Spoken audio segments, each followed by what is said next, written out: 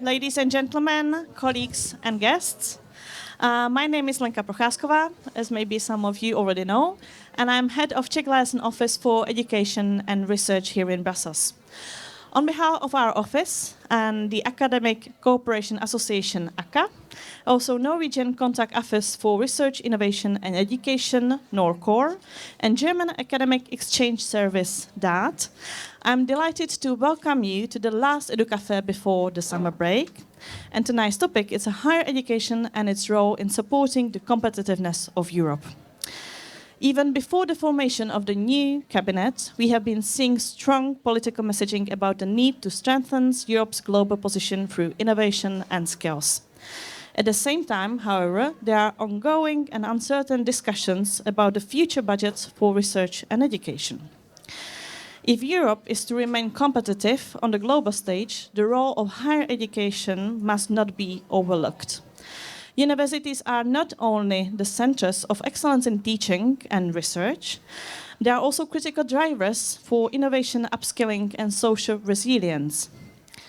This evening, we will explore the multiple ways in which higher education institutions contribute to the competitiveness of the EU and what support and policies they could need in this role to thrive.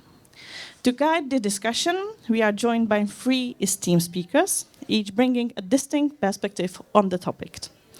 We look forward to their insights and, later on, we are having a discussion with all of you who are professionally but also personally interested in the topic.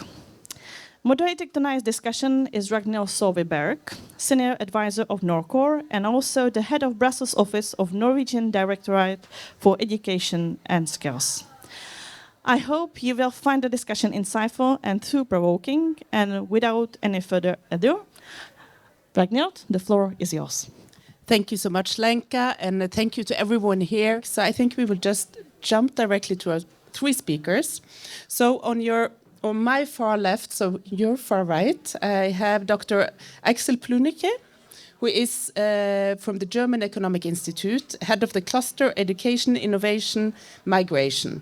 And you recently published not 1 but 2 reports that are very relevant to this topic. One about showing the value of international mobility, how the students strengthen their skills requested by many companies, but also report on Erasmus+. So we'll come back to that. Then in the middle, we have Dr. Jakub Štolfa, who is assistant professor, academic staff, and program manager, at the Technical University of Ostrava, as well as president of the Automotive Skills Alliance. And Jakub, what I picked up is that you have argued that there is an urgent need for targeted education that fuels industry innovation. So we will come back also to that, and we're looking forward to that. So finally, but not least, Mr. Stefan Zotti, who is the Deputy Head of Unit of Higher Education in DG Education and Culture. So you had the shortest travel today because it's in this same street, but you have also had different roles previously, both at the Austrian national level and also within the European Commission. And you are, of course, very important in the development of the current higher education policies as well as Erasmus+ to support these policies. So, without further ado, I then pass the floor to the speakers to our first sort of introductory question, which is how, and perhaps more provocative, why can higher education institutions contribute to strengthen the EU's competitiveness? So a bit of an open question. I would like to start with Axel first. Thank you.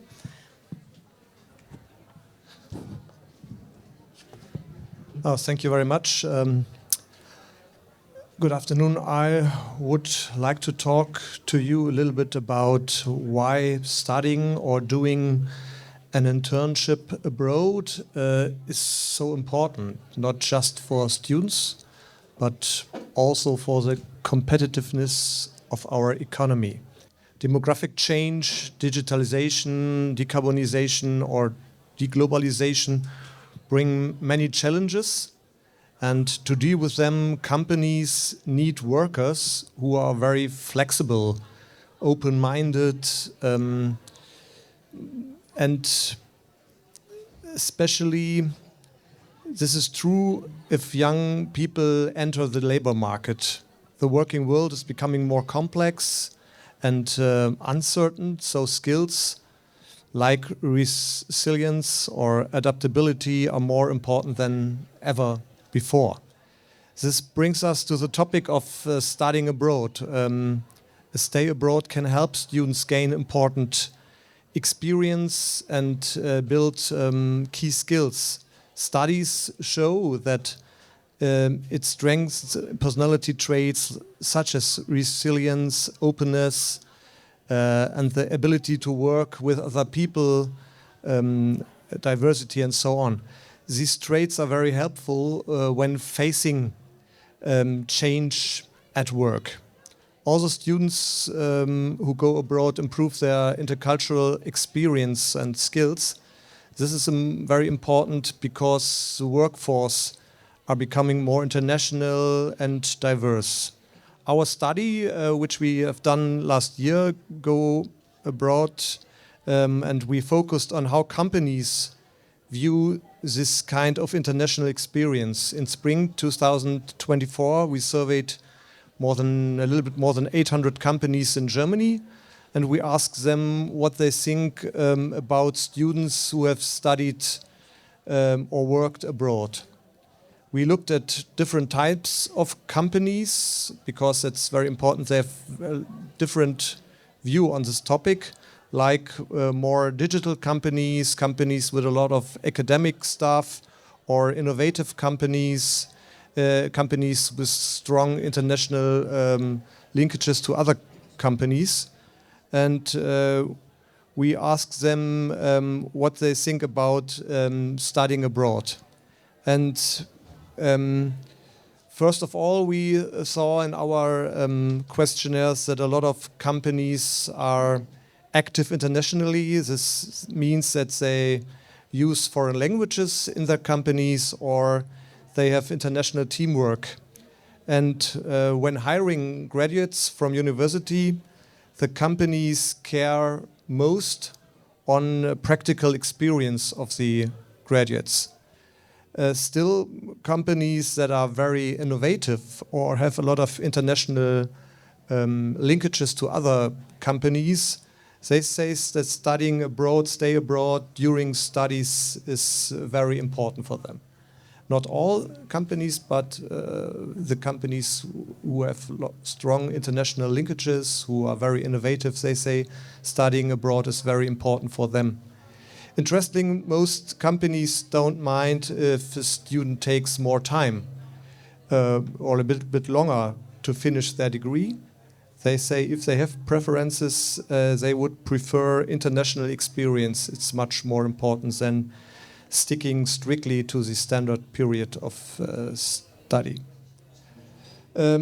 Yes, why is it so important for soft skills? We also found that companies working internationally are valuing innovation, place higher importance on language skills and intercultural competences. Going abroad for students can also help them to succeed later in careers. We ask companies what they say about leadership, and you need to be able to work with different kinds of people and handle uncertain situations, and that's what international students learn when they study abroad. So we have to handle cultural diversity, and more than 60% of companies in Germany say that multicultural teams are a strength for them, and they include diversity in their values or mission statements, and especially these kind of companies say that studying abroad is very important for them, for careers in the company, for students who want to start in these companies. So we see that these programs like Erasmus are very important for companies, especially to be competitive and to foster their innovative strength. And so, to sum up, internationally educated students play an important role for these companies. They help Europe to stay competitive. And it's the good news that we have more international students in Europe, and we need to have this wonderful program like Erasmus Plus, and we make it bigger for more students in the future to take part in these programs. Thank you so much. So you bring in that international education, and maybe specifically programs like Erasmus Plus can actively contribute to the Europe's competitiveness. Basically. Exactly, yes. Thank you. Thank you so much. I pass the floor then to Jakub, please. Good, perfect. Good to be here, everybody, and good to be here in this EduCafé. And that's not according to script, Ragenhill, but for them it's great to be here, and thanks for that. I really like this kind of informal discussion, and I'm looking forward to your questions. And but I'm missing one thing. We are talking about EduCafé, and nobody is having a coffee in their hands. All out through, we are having just the water here, yeah? So if somebody can bring us a beer.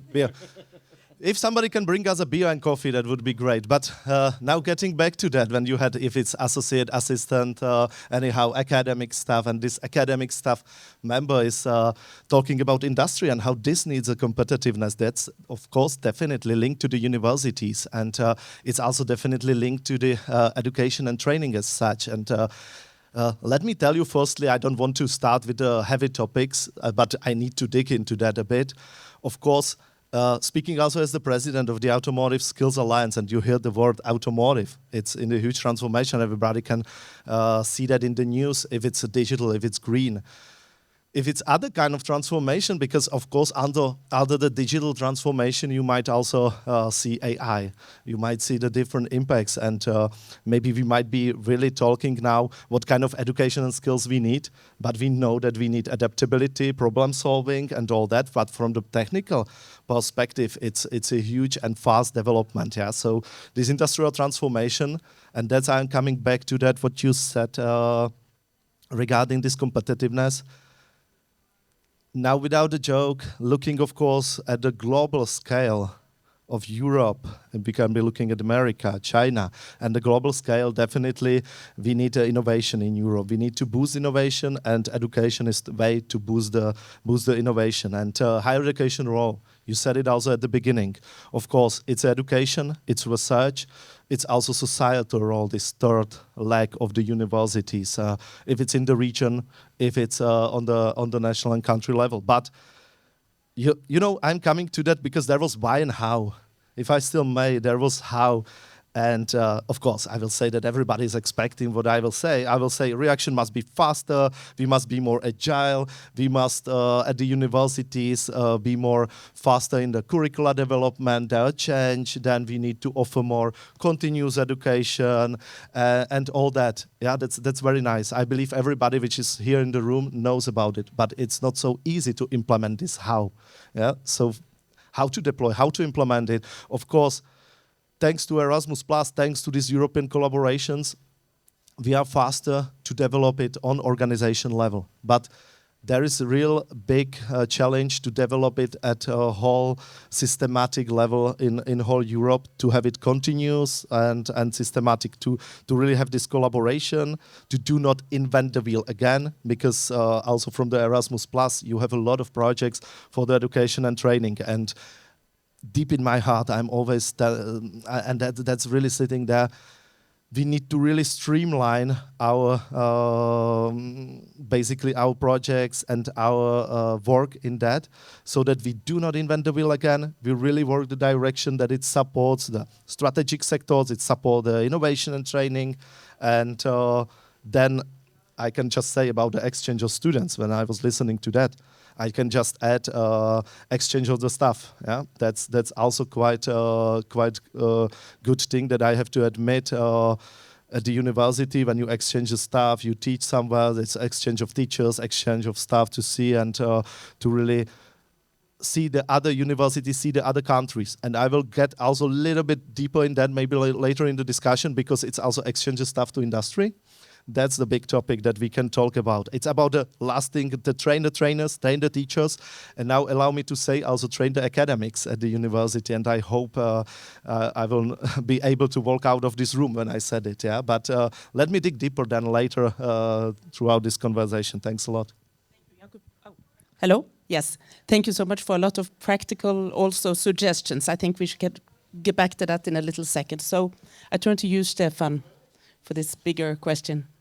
Yeah, this bigger and actually rather simple question.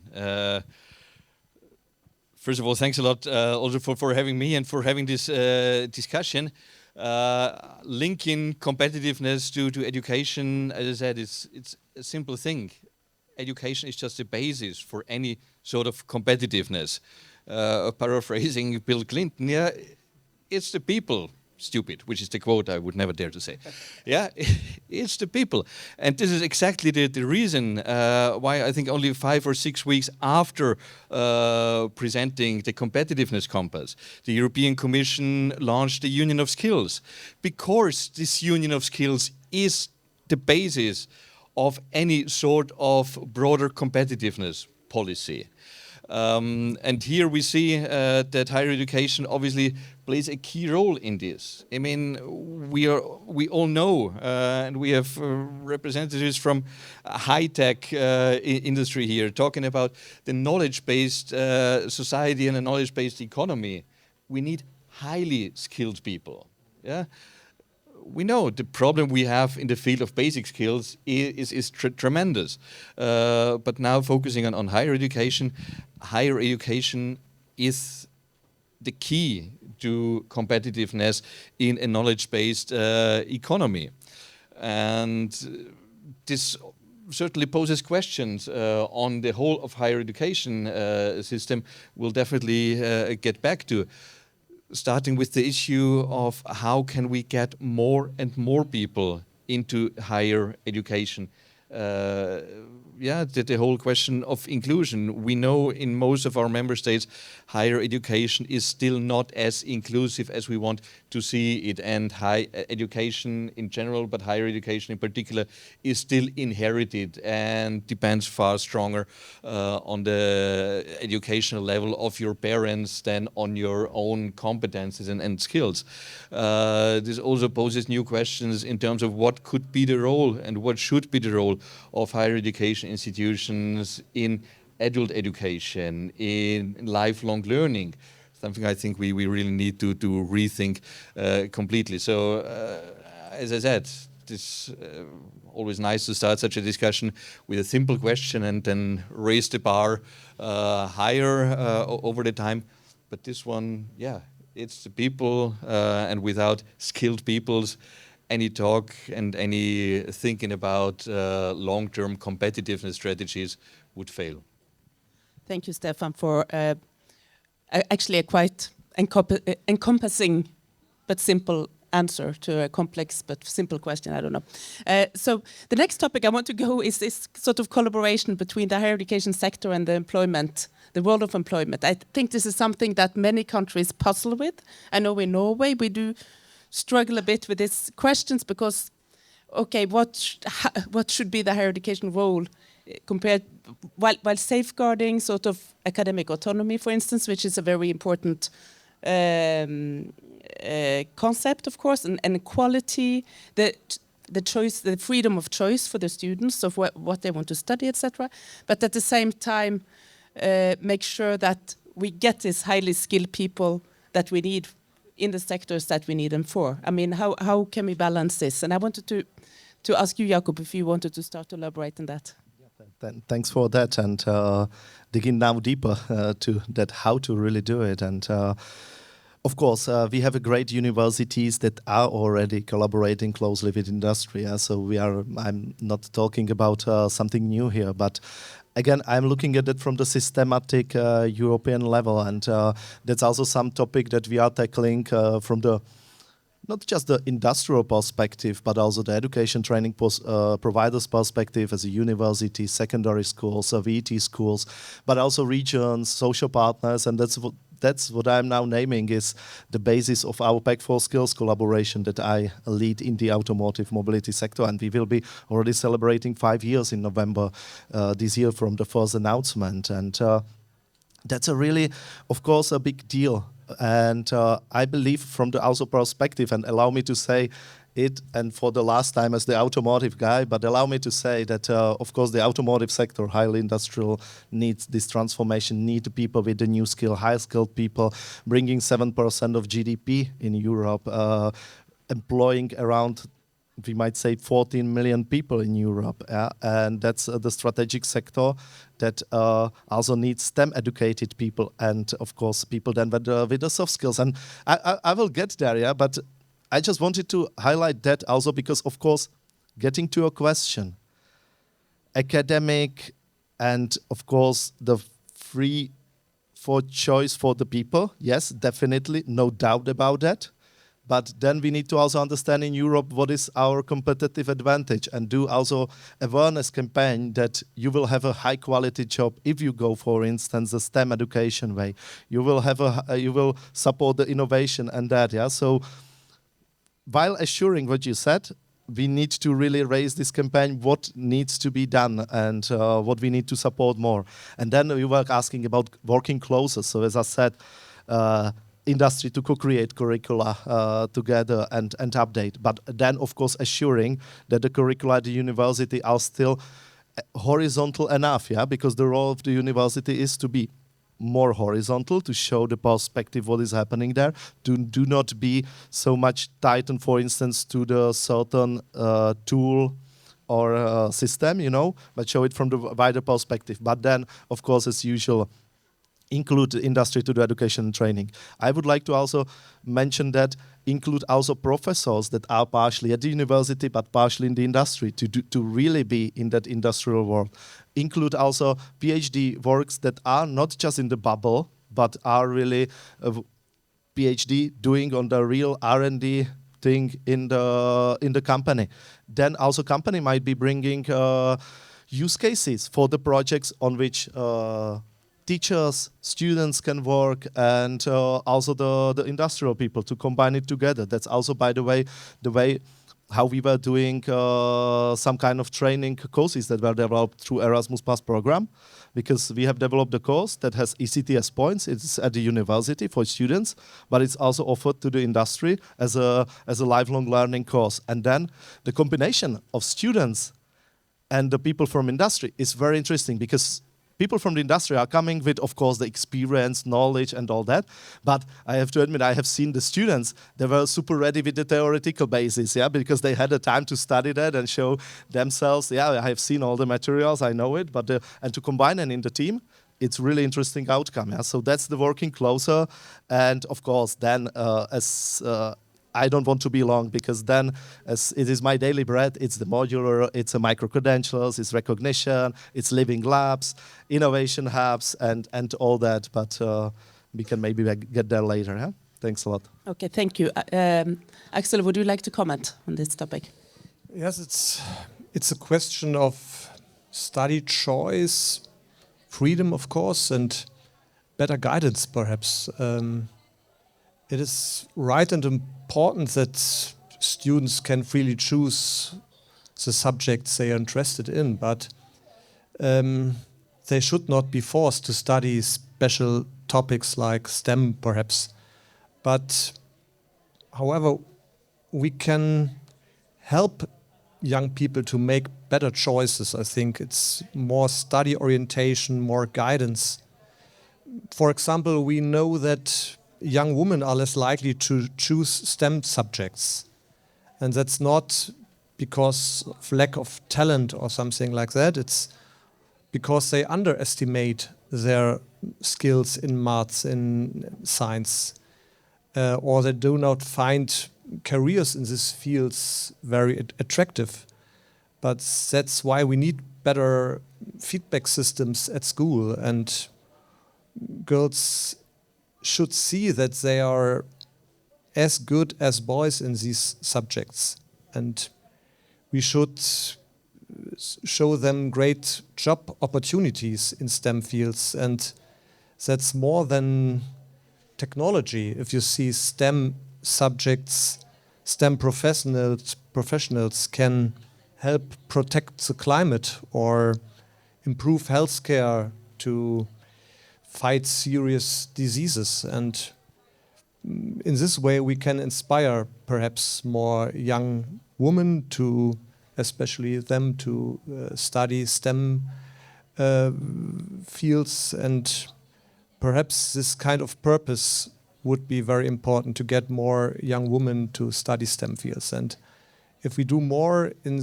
this kind of inspiration, orientation, guidance, feedback systems, we can get much more young people to study the STEM fields you need in the automotive sector or in the high-tech sector for the competitiveness in Europe.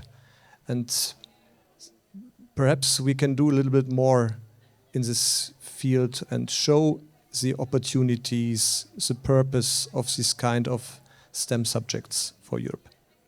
Thank you. And I think we will come back to this choice of study programs, but I just wanted to turn to you, Stefan, about this university business or employment sector, contact between higher education and employment sector. I know that there have been different kind of measures done before and initiatives by the EU, and that there are within the Union of Skills, for instance, measures that have been talked about. I don't know if you want to. No, absolutely. I mean, we have quite a long record of trying to break these silos, trying to bring market intelligence closer to education and the other way around. The Pact for Skills was one of these examples. And I think this is one of the key ideas of the Union of Skills, to exactly break these silos and bring education, employment and industry closer together. This is also the underlying idea of, if you look at the governance part of the Union of Skills, of this proposal for a high-level group, bringing together exactly industry, employment sector and education, because we need, from an education point of view, but I think this also holds true for the industry, we need this permanent and enduring discussion about developments, future needs. But I think it's also important to go back to what Axel said at the beginning, that we should not think about this future skills need in a too narrow way. Nobody knows, honestly, what in the automotive sector, in any other sector, will be the exact needs in 15 years. Yeah, and I don't remember too many experts 15 years ago who would have said that artificial intelligence in the year 2025 will be a big driver, or less a big driver, or has the potential to be a big driver, or what else. Yeah, but it's about the competences, and I think this is an important point, and this is something we might need to focus even more in our educational reform. And here, mobility plays a huge role, because it empowers people and gives exactly these competencies needed. Yeah, and so on the one hand side, yes, absolutely, we need to strengthen this dialogue. The educational world needs to better understand the need and future trends in industry, and the other way around. And I think this is just in between. This is part of the success of the model of universities of applied sciences, who are very often strongly rooted in local economic ecosystems and closely working together with the local industry. Yeah, but on the other hand side, I think we must not take this too narrow, and it is already a bit of hinting at my position when you asked about how to urge people into STEM or other thing. I think this is not the approach we need to take. Thank you, Stefan. I think that's a very important way to balance it out as well. We might come back to it, but I wanted to turn to Axel again, because we know that universities and the other higher education institutions have many important roles, and to preserve academic excellence is one. Then you have this demand for practical skills and labor market, another, and how can they best, we have already been talking a little bit about it, but how to balance these different missions of the university, so to say. And I wanted to throw in there, because we talk about the employment sector that promotes competitiveness, but we have other employment sectors that maybe are not so related to competitiveness, but still have an urgent need of people, like health sector, education sector. So how should higher education institutions best and governments maybe and people think about this and balance these things out? Sorry, it's a big question. Yes, it's a big question. Perhaps I start with this last question about relevantness of different fields. I think there's importance of all sectors and academic fields, and we talk often about the needs of industry, business like STEM and so on, but of course there are needs in fields of education, healthcare, so we need well-trained teachers, of course, and for our schools, or nurses, doctors, etc. for the medical system. And we should not forget the importance of humanities, of cultural studies. These fields are very important to understand global change, challenges we face today. For example, what is happening in China? Yes, so we need cultural studies, humanities to understand what the political system in the United States developing, in which direction, what happens there. It's very important for us, for our competitiveness, or which trends are shaping the Arab world. So it's very important not just to think about excellence and qualifications, the STEM fields, which are very important, of course, for our high-tech industries, but although the humanities and the cultural studies, we need experts to answer these questions, and university can build this knowledge, and perhaps it's more important than in the past that we have strong universities in these fields to get more knowledge about this change in the world, the deglobalization process we have today, to understand what happened there.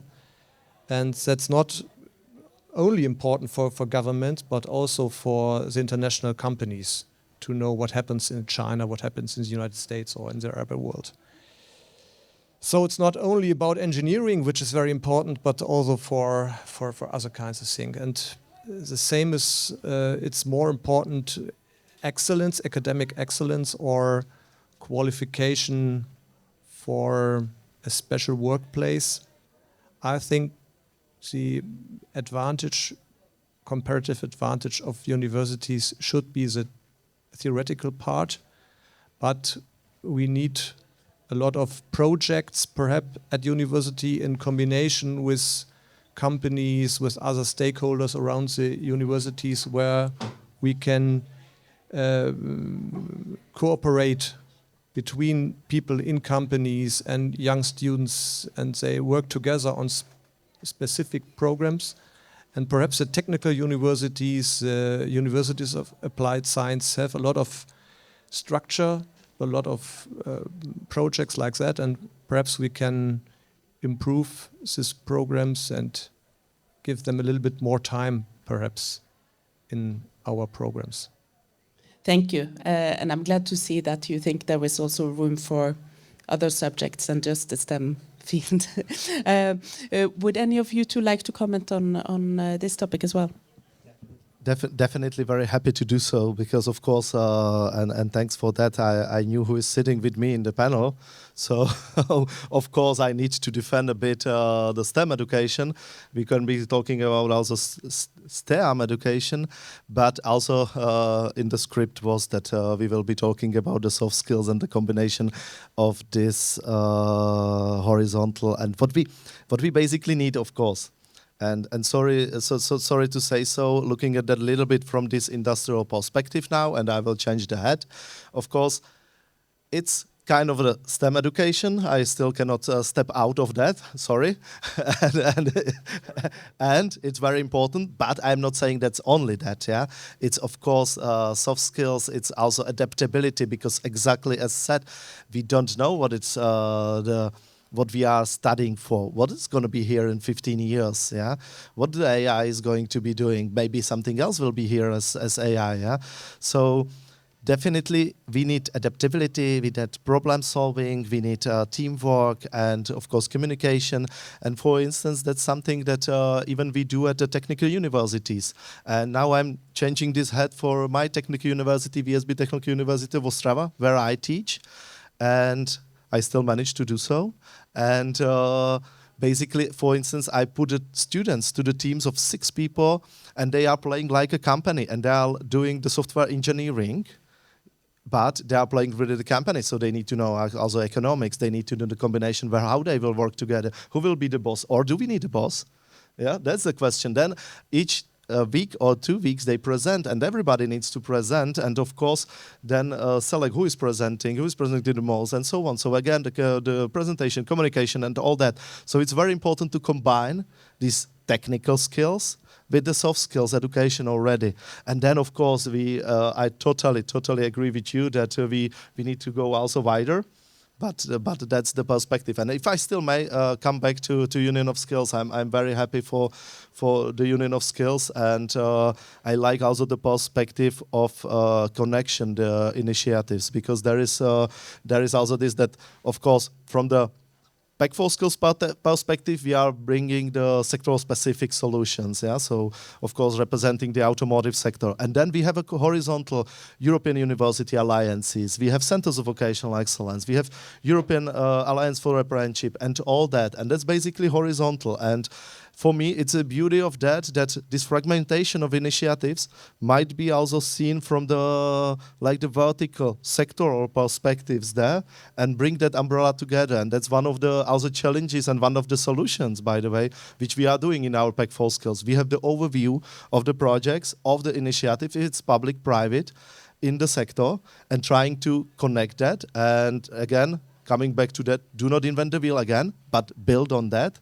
And really use also and streamline the public funding for that. Yeah, so those were like 2 parts to comment on that. Yeah, please. Just 2 short points. Nobody doubts the importance of STEM, and you remember that in parallel to the Union of Skills, the Commission also published its STEM Education Action Plan. But I think it would be too short-sighted to reduce competitiveness to STEM. So let's think it the other way around. If we think about societal challenges as AI, this definitely has obviously a technical aspect, but AI is at least as much a legal as societal and economic, etc., etc. Yeah? So if we want to strengthen AI in Europe, if we want to strengthen other technologies in Europe, we also need sociologists and the theologians talking about ethics, and the lawyers, and yeah. So I think it would be too short-sighted to always say, okay, we are lagging behind in certain technologies, so we just need more technicians and everything will be fine. And it would be a huge misunderstanding, to be very clear, to interpret the new targets in the Union of Skills, which says that we want to see 1/3 of our students in this field, as exactly this an application of this short-sighted view. No, quite to the contrary. Yeah. But you can understand why one can know it's read important. It like this. We know it's important. We know we need to do more. But this, and referring to one of your questions before, yeah. But this can never be done top down. Yeah, that there can never be an authority, be it the commission or a ministry or whatever agency, to say, okay, next year we have 12,703 students in ICT, and this is not the way it works. Yeah, we want to make the students, we want to give the students the opportunity to make their choices on the basis of their interests, talent, etc. I think we need to start earlier when thinking about how to strengthen STEM, and it starts in school. if during your whole school career you always experience the science lessons as the most boring, cumbersome, whatever, the probability that at the age of 18 you wake up and immediately feel that technical chemistry would be the choice of your life is, let's say, rather unlikely. Yeah, so we really need to have a comprehensive approach on how to strengthen STEM in our education system, beginning at a very early age, and then we might be successful in attracting more students and also generating more academic excellence in this field. But as I said, not exclusively. Okay, thank you, Stefan, for clarifying that part of the Union of Skills as well. We will soon get to you guys, so please think about the questions you want to ask to the panel. But before we get there, I did want to speak a little bit more about EU policies and EU support specifically. So the question would be sort of how EU strategically should invest in higher education to promote both economic competitiveness and social cohesion at the same time. We know that one of the big success, in my opinion at least, one of the big successes of Erasmus Plus, and why it has been a success over the year, is that the program, so far at least, has managed to combine and to bridge excellence and inclusion within the same umbrella, the same program, and soft and hard skills, both through the mobility actions, but also increasingly through all these different cooperation projects, right? So I would like to turn to you again, Stefan, to elaborate a little bit on how you think the EU strategically should do this investment and what you see, what you can. I know you can't share a lot about the future, but not much to add to what you just said. Yeah, I think this is exactly the core of Erasmus, to be as inclusive as possible, to allow as many young and not only young people. Learners as well as teachers of ideally all ages, this mobility experience, not only but also for exactly the reason Axel mentioned before. On the other hand side, as you said, Erasmus had always the understanding of also driving development and reform of our education systems, and with initiatives such as the European University Alliances, which I think leveraged transnational cooperation in the higher education field really to unprecedented levels, with now some 570 universities participating in this. I think this is exactly the way also to foster and strengthen the excellence of European higher education in a systemic way, not picking only a few champions, but thinking about how we can strengthen the whole sector as such. And here I think the university alliances play a key role. We will hopefully in the next program see also additional funding opportunities for more joint programs, more mobility, intra-European as well as international, and many more opportunities for more and more people. At the end of the day, what I can share so far is that we know Erasmus is broadly a successful program, so we would not see then the need to completely overhaul it. There are a couple of elements where we might focus a bit more, where we might be able to strengthen it.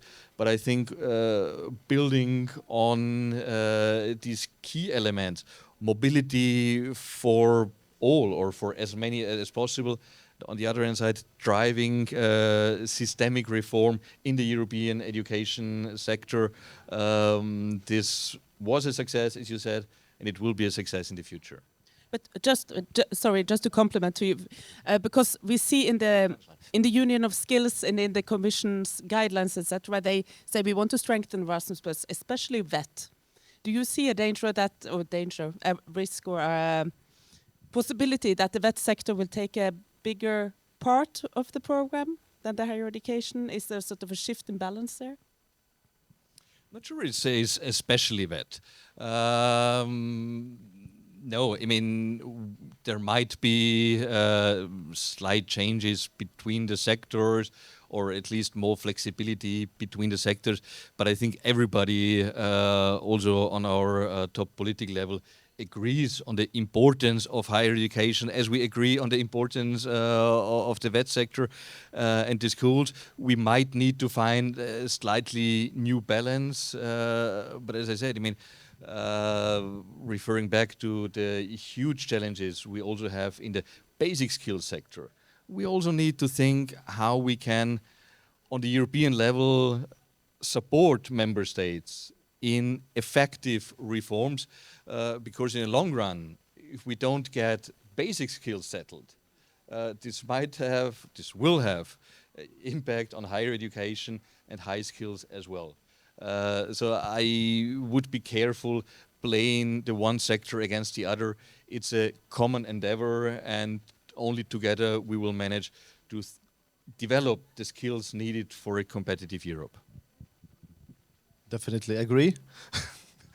And agree with you, Stefan. Thanks a lot. Maybe I can have a look at that from the different perspective. Who was as a student in the Erasmus program somewhere in another country? Great. Who was as a staff somewhere through Erasmus Plus? Great. Who did some strategic project, maybe KA2? Great. And then there are KA3 also.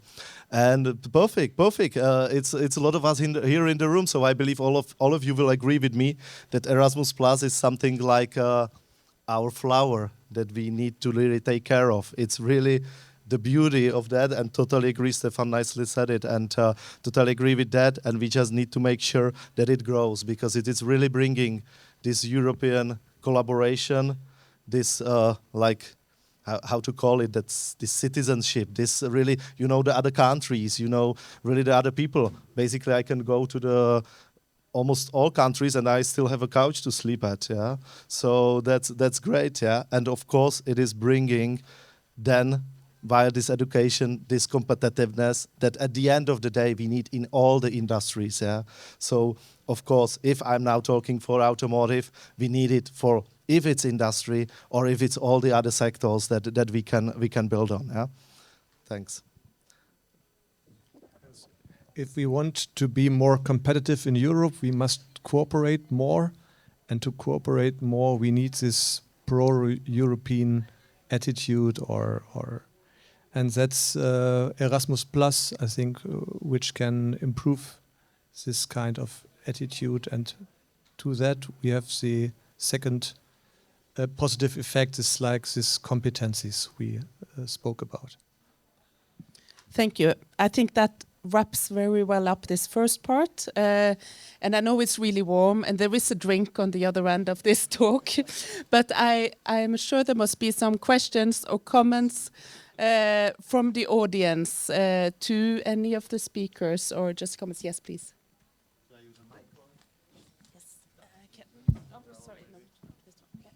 Okay, thank you. So I like to comment on, yeah, it's okay, I'll give it back. I like to comment on not reinventing the wheel, but within Erasmus Plus and within Horizon Europe, most of the funding for research and education is competitive in the end.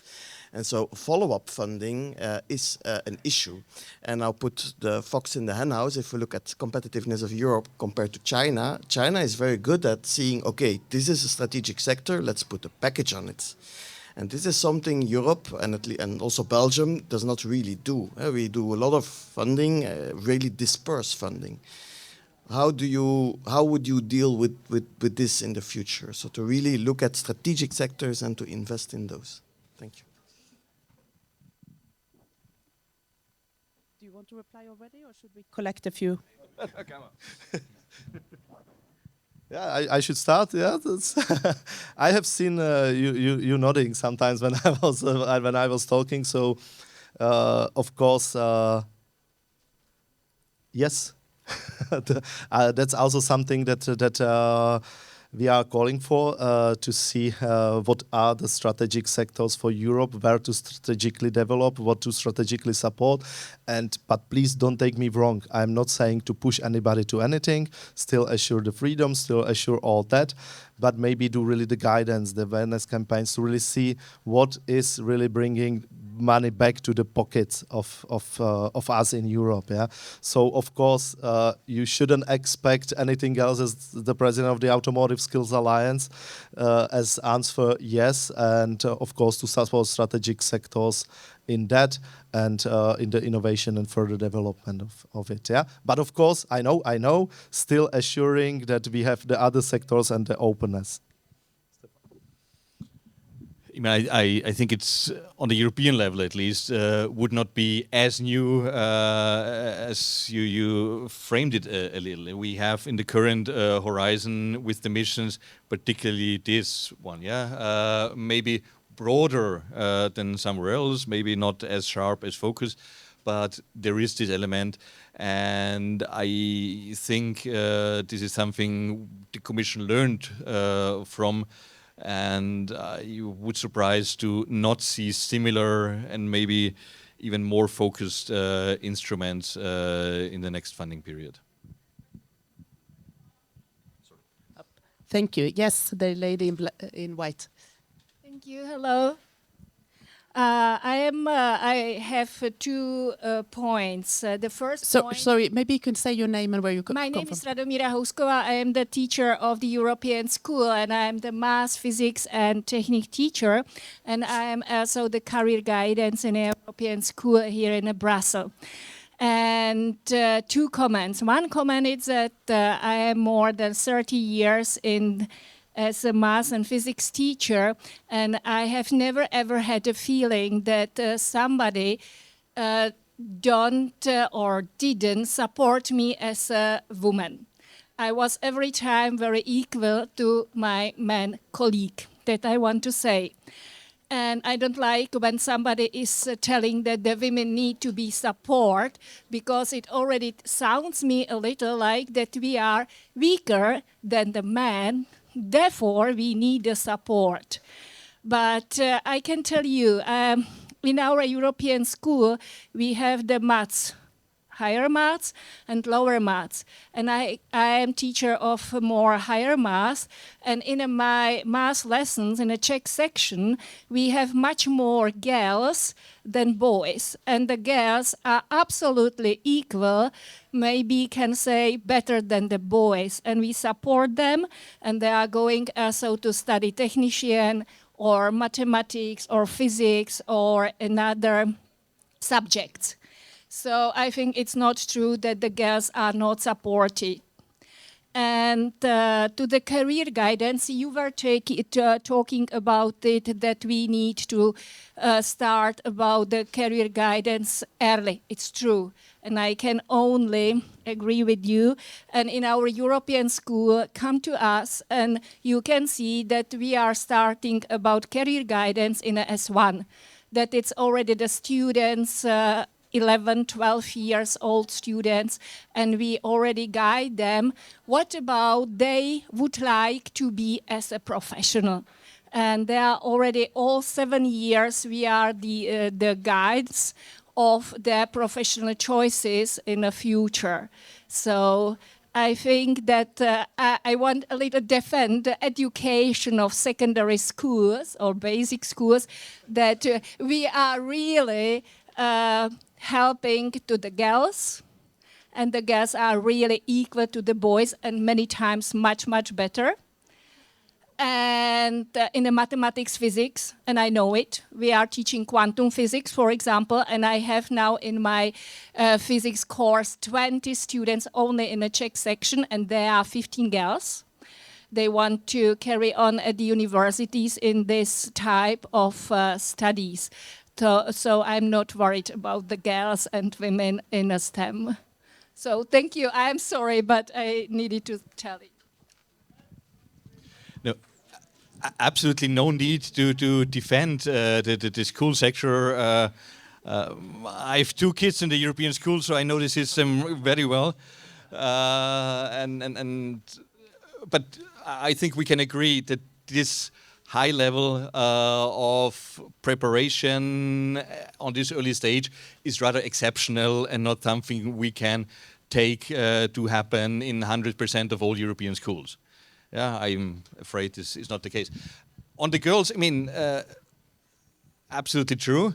Only looking at my two kids, but my son should never see this. But I have to say, I mean, we nevertheless just have to state that there still is a huge gap. We have more and more women at universities. Meanwhile, the gap is, I think, 12 or 13% more percentage points more women than men. But in STEM, and particularly in subjects as ICT, we still have a huge majority of men. So I think it's balancing this, and here we need more creative thinking on how to steer maybe your 15 female students and make sure they will sometime land in STEM-specific subjects. I didn't want to say that women need support. We know from PISA that they have, at the age of 15, boys and girls nearly the same competencies in science or math. But if you look at the data at the age of 20, then you can see that much more young men are studying STEM fields than women. And so one point is something like you need better orientation, study orientation, without any cliches. And the other part is that there is a strong underestimation of young women, what they can or how their competencies are in maths and science. We have wonderful schools like yours, where there's a lot of young women or girls are doing science, but in a lot of other schools there are more boys doing the special courses in science at the age of 18 or something. So we need more orientation feedback systems that the young girls know how good they are in the STEM fields. That could be a problem. And we know from questionnaires, even parents underestimate the competencies of their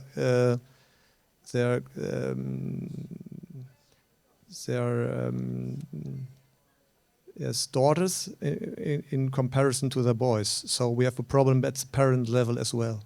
That is a problem. I think the biggest problem are the parents. Because parents are important. That they wouldn't be into the girls. But I think that's a bigger problems are the parents, because when I am talking to my parents and I'm telling to them, your girl is amazing in a math and she can go to study the STEM, different natural science or anything else, they say, do you think really? We think she should be maybe some psychologist or lawyer. It would be better for her. And you are right. We have maybe to work more with the parents than with the teacher, because the teachers support their student, really. Of course. Thank you. I think that's a very important point as well. Now we go to the EUA colleagues in the back and then to ESU before we take a new round of replies. Thank you. And if anyone else, please raise your hand and I'll note you down. Thank you very much. Umid Rame from European University Association. So I wanted to ask, in this race for excellence, how do we make sure no one is left behind? And especially I wanted to ask through the angle of academic staff and university staff, how do we make sure they are properly trained and staff development is made so that they can train the future generation? So yeah. Thank you. And I think, yes. the second EUA colleague. We can go with the batch. So, hello, I'm Jakub from Eurassia, European Association for the Applied Science in Higher Education. A very short question for you, Jakub, and I think there is a homework to be done from the both sides in the sense you are both in academia and the company, and there is a homework to do in the both sides in the sense of what industry may actually, how they can collaborate with the university is a gap. Also, the industry doesn't know what their opportunities they have in the institution. Applied science institutions are doing it quite well, but there is a need for upscaling from both sides because we do not come to each other, and just having a person from industry being once a year in the program committee development is not enough for a collaboration. They don't know about the opportunities, so that's one job. And second one for you, Stefan, thanks so much as well for attending our event, I think 2 days ago at Eurassia. But I think when it comes to Erasmus program, that wasn't mentioned. But I think also the role of Erasmus program is to combat the territorial discohesion in that sense. And we are speaking about mobility. We are often talking about the big cities, and you can imagine even how our voting looks like maps, right? Voting maps look. We have a blue cities, red states. We are having this Europeanization, this connection between Europe, and the cohesion is also linked with the opportunities from the smaller cities, from the smaller institutions, smaller regions to also get into these mobility opportunities. Often the staff is also not prepared to receive the people from abroad because of the language barriers and so on. So just the question is how possible is that to include more of this kind of a cohesion, more of this, transition of funds within the future EU programs to the regional opportunities, just to boost this mismatch of percentages. We have a 30 sometimes plus% of people mobile in the big cities, agglomerations, big universities, and then we are struggling to find 1 or 2 people who are willing to go just because of this disparities. It's not about lack of interest, it's about lack of general capacity that needs to be supported. Thank you.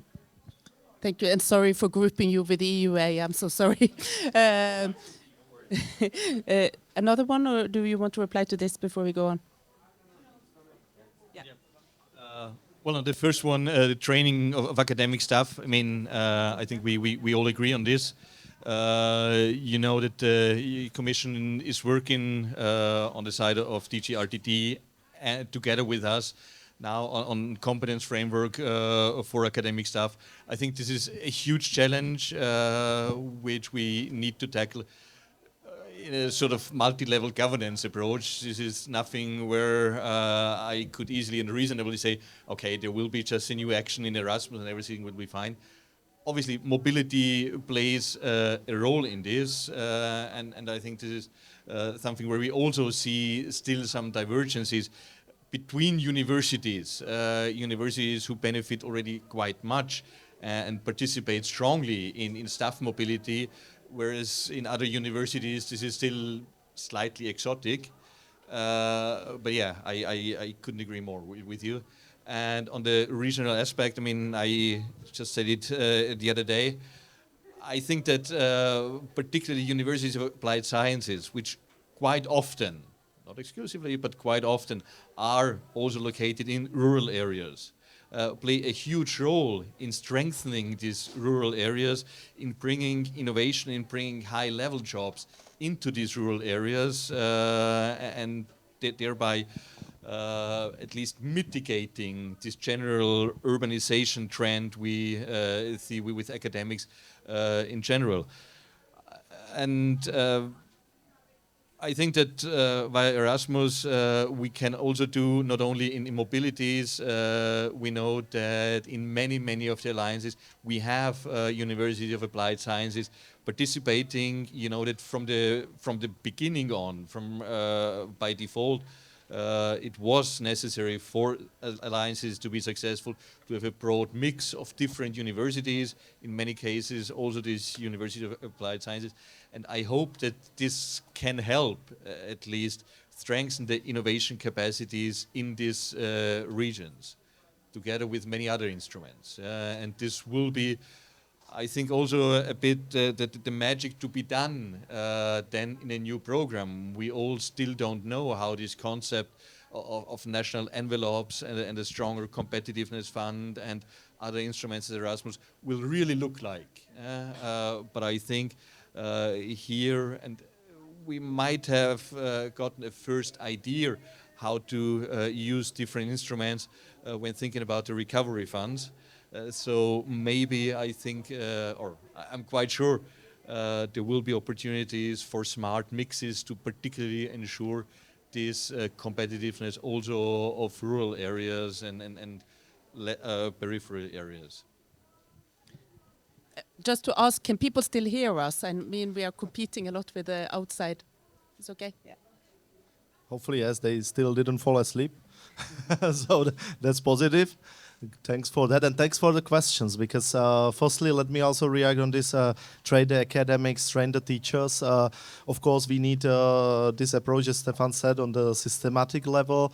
We are in our community, if it's automotive, if it's semiconductors, if it's also chemical sector, we basically do some small parts of this whole puzzle. So we do, for instance, train the teachers, train the VT teachers, train the academics. So we, for instance, go yearly to, we call it Hydrogen VT Forum. We have a battery forum. And in that technologies, they always receive the teachers from all these different levels. They receive kind of training there, and then they also witness how it really works. For instance, they were a couple of times in Gigafactory. They have seen the hydrogen vehicles, hydrogen technologies, and all that. But coming to that question, and maybe we can have a follow-up, because this question could really open the big Pandora box, because everybody has its homework. If it's universities, now we are talking mainly about universities. If it's industry, of course, to this approach. And as the Pack for Skills, we are putting around the round table also regions. So for instance, last week I was in Strasbourg speaking with 28 regions from the Automotive Regions Alliance. So also regions, clusters, regional clusters are playing the important role in this collaboration. Social partners. Yeah, and then coming also back to research and horizon projects. Of course, research, competitive, competitive projects.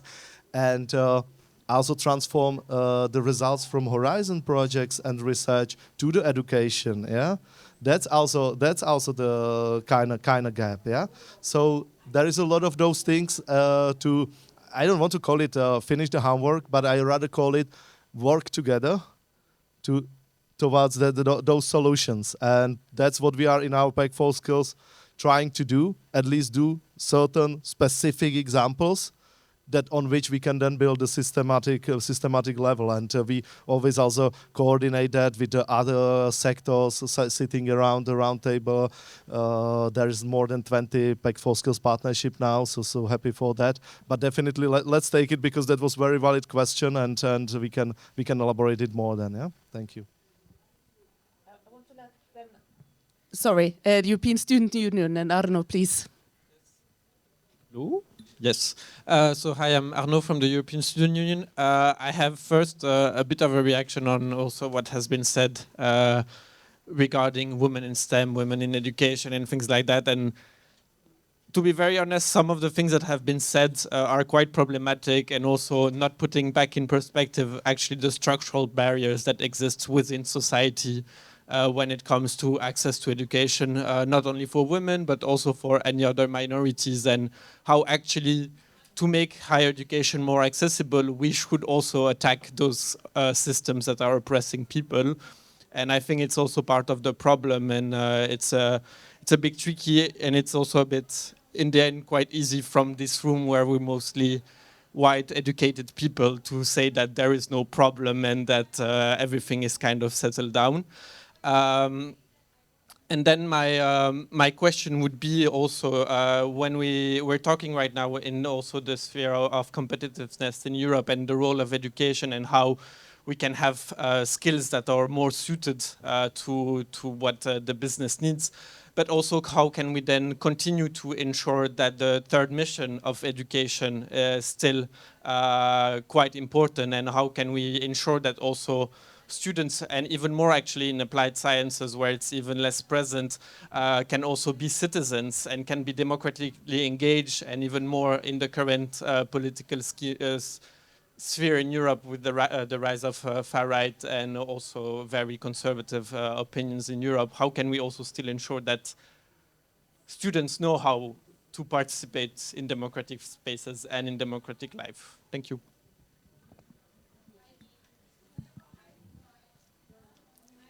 Should we add another question before you react? If there is more? If not, I'll let you react. I fully agree, and I think it would be a misunderstanding to say we had any indicated that there was absolutely no problem with women in STEM, and I would just be a bit more hesitant talking about women as a minority, as we said, particularly in higher education, they are the majority now. But indeed, we need, and you know this is also part of the Union of Skills, to further work on increasing accessibility to higher education in general and in particular when we see obstacles for particular groups on particular subjects or broader fields. And we know we can count on the student union to work closely with us, and this will be definitely an issue for the next month and years to come. And the next presidency, as you know, already will start this discussion quite soon in September. The other part was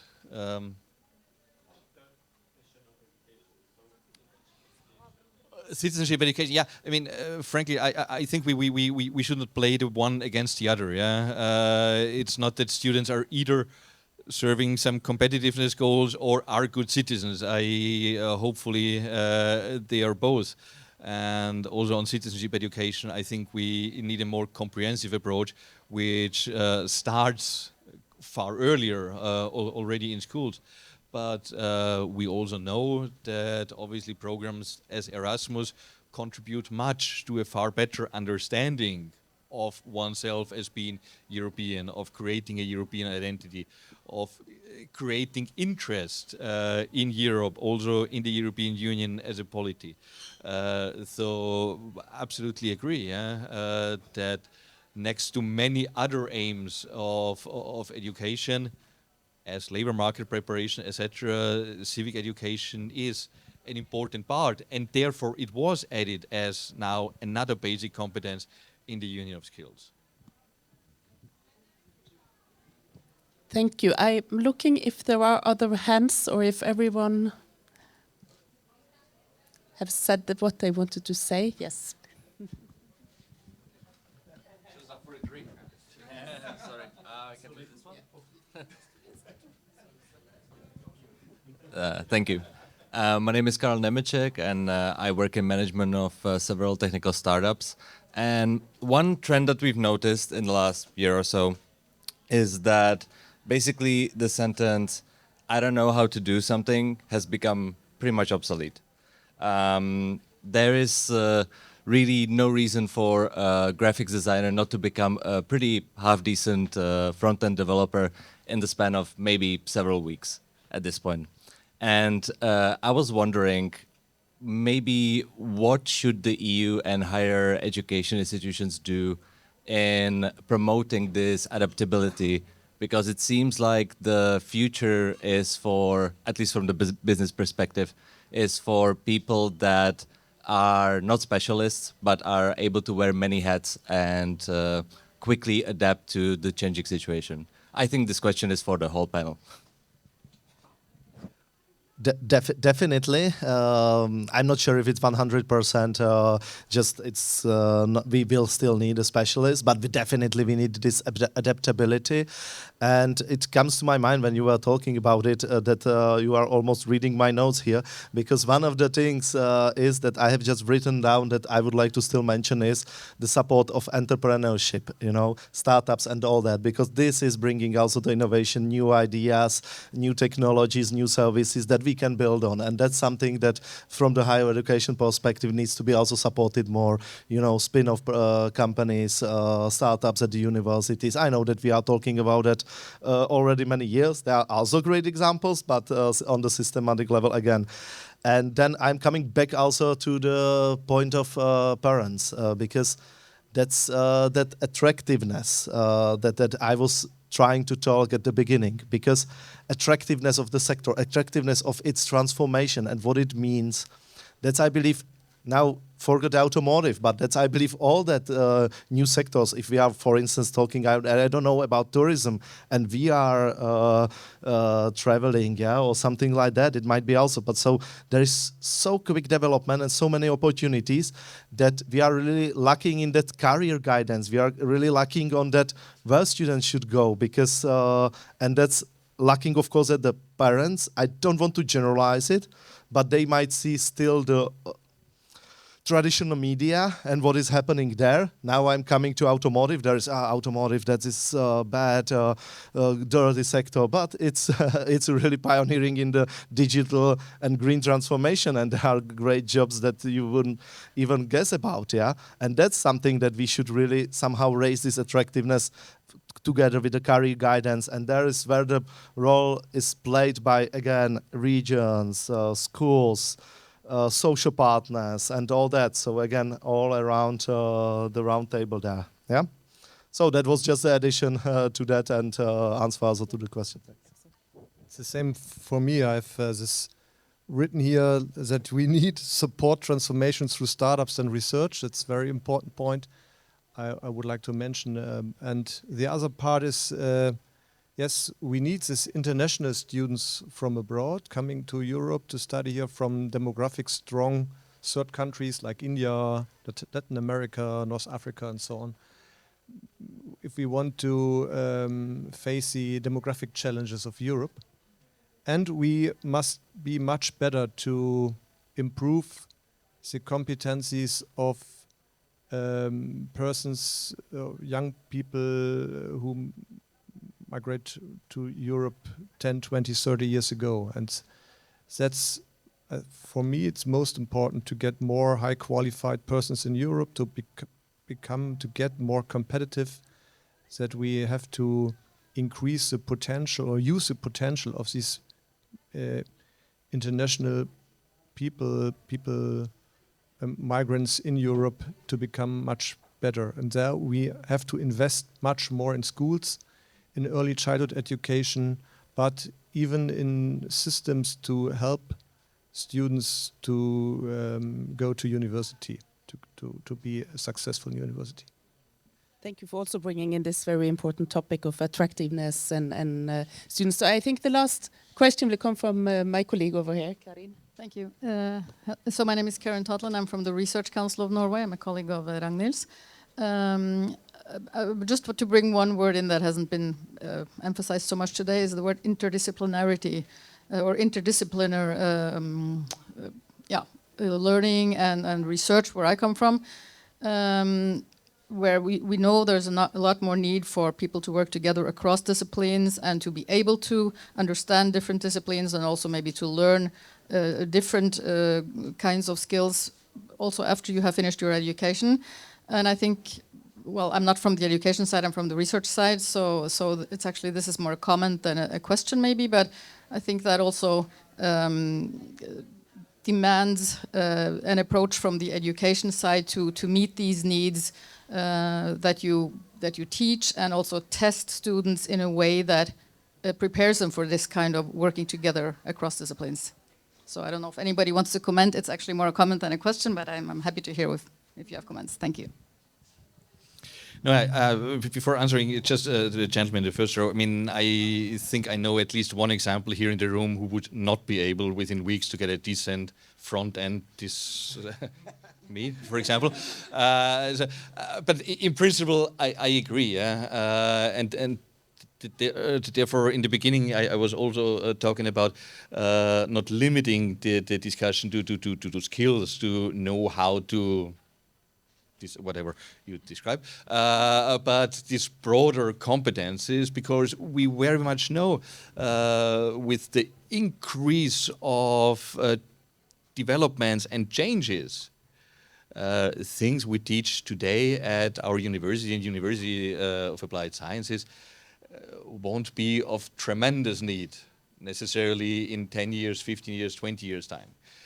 So we need also to think now how we design our education programs to be adaptive on the one hand side, and something I also mentioned before, how we change our institutions to focus stronger on this lifelong learning side, which in at least majority of universities, not in all of them, but in a majority of universities, still now is seen as an add-on, if ever. Yeah, but I think this will and this needs to get another core business of the universities and of higher education, particularly because things change so much. And then maybe I won't give it a try myself, but then we will have a couple of front-end designers in a couple of weeks. Interdisciplinarity, I think that's an important point, which I also raised before, because I think this is something we need to bear in mind when talking about strengthening STEM, that the challenges we want to address by strengthening STEM go far beyond the limits of technical studies, etc. Because, as I said, neither biotechnology nor ICT nor AI, etc., is only a technical challenge. Yeah, but it has huge impact on the whole of society, and therefore we need to ensure in education and research this interdisciplinary approach, because only this will allow for a comprehensive understanding of the challenges, and then maybe for the development of real innovative ideas to deal with these challenges. Thank you so much, Stefan. We are now at time, exactly, that it's time for me to leave the word, but I wanted to give you a chance to just come in with one final remark each, if you'd like to a bit. Where's the berry? Exactly, yeah. On what do you take away from this discussion today, if you want to say something? But I can start. I thought you are looking at. Okay, guys, I can start. It's quite clear because basically we have said it a lot today. Of course, scraping the top of that, but scraping the top from all interesting topics. But from my perspective, of course, having in mind it's almost 8, and before we go to the beer, to drink a beer, here. Basically, who came here today is already engaged, is already interested in this transformation of the education of the sector as such. But as a key message, what I would like to wish, that all of us that will leave here after the beer, coffee, anything, that we spread this message, that we work together, that we really jointly change and to make the Europe really great. Not again. Yeah. And therefore we need a bigger budget for Erasmus+. Good. Indeed. Maybe the Commission can spend, instead of buying expensive graphic design, they can just train you for 2 weeks, and then they can use that money. By the way, if I still may, Stefan, you are good graphic designer. You know why? You know why? Because you can just sit now with the gentleman in front, and with ChatGPT or Gemini, it will almost do it for you. So we can do it tonight with a beer. Sorry. Okay, I think it's time to come to an end. No, just 2 takeaways. Takeaway number 1, I think it needs more discussions like this, bringing together public institution, academia, and industry, because this is basically what the Union of Skills is all about, to break these silos, get into a fruitful dialogue and develop creative ideas. And the second thing is obviously we need to get this to the ground, and this cannot be the sole responsibility of a European Commission. This goes beyond any limits of an Erasmus, as big as it might be. This is something where the European institutions need to closely work together with the national, the regional, the local entities with industry. So this is a new challenge for the famous multi-level governance approach. But given Europe is as it is, I think this is the way we will succeed. Thank you. I would like to ask you all to join me in thanking our 3 excellent speakers for your contributions. And thanks for all the questions. And I'm very happy to give over the floor. I think it's Angeliki. Yes. Yes, okay, it's working.